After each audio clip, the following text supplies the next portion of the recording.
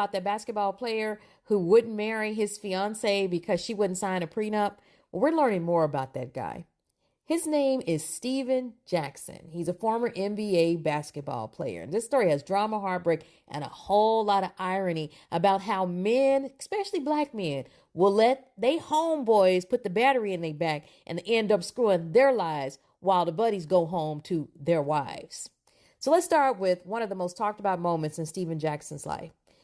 He left his fiancee, Melissa Imani Showalter, at the altar in 2005 because she wouldn't sign a prenup that he came up with just 2 weeks before the wedding.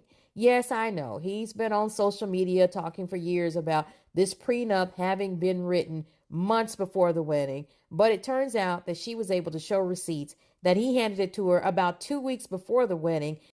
Now, according to Melissa, she was going to sign it. However, his attorney had written it up, and she didn't have an attorney. As a matter of fact, she was pregnant, planning a wedding, already had a child by him, and she just felt that her life was in limbo, and so there were some things that she wanted to have added to the prenup, and she penciled in these things. She wanted a house in her name. She wanted an allowance, considering the fact that she did not work, she was pregnant, and already had a child by him. She also wanted an agreement between them that they would both be faithful to each other. Now, when the prenup came back with those things written in on it, they were deal breakers for him. And so he got to the wedding and tried to strong arm her into signing the prenup. Now, she started crying and was about to give in, but that's when his buddies put the battery in his back. Here's what he did.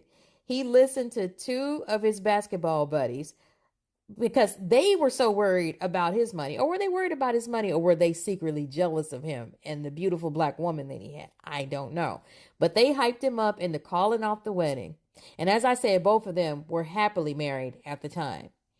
Now, before we delve deeper into his personal life, let's not forget that he had a pretty impressive basketball career, and he's worth now a few $1,000,000, but he made over $60 million while he was playing professional basketball. He played for over 14 years in the NBA, and he represented nearly 10 teams, including the Clippers, the Spurs, the Bucks, the Charlotte Bobcats. He was a pretty big star, but he definitely made his mark with the San Antonio Spurs. That's when he won an NBA championship, and we all remember that in 2003. His career was filled with notable highs and some personal lows. Now let's dig into those two friends that told him to walk away from his fiance. We have Steph Marbury. He married Latasha Marbury on September 14, 2002, and they just recently, a few months ago, decided to get divorced. They have 3 beautiful children.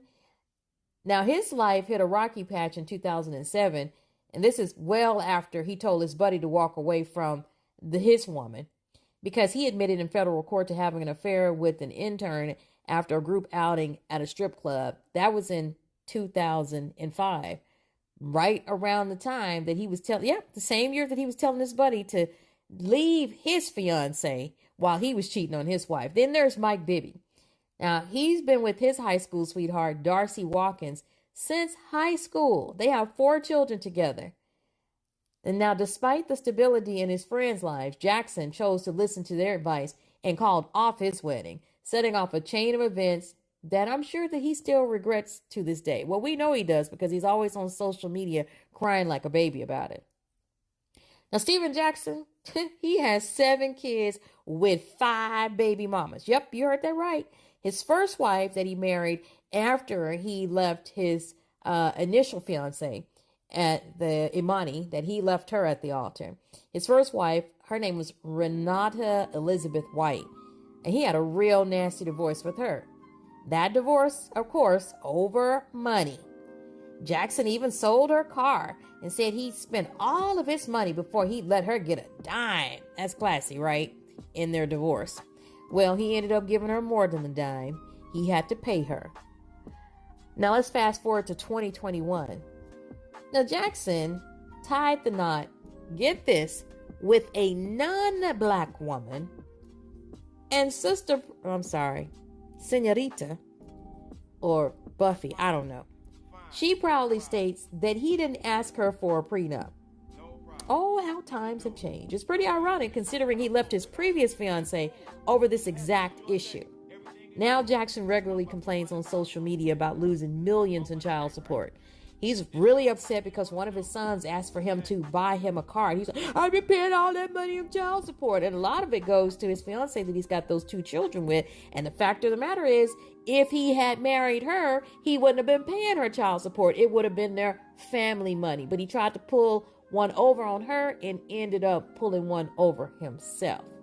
Well, if only he had married the one he left at the altar, maybe he wouldn't be paying child support to 5 different baby mamas.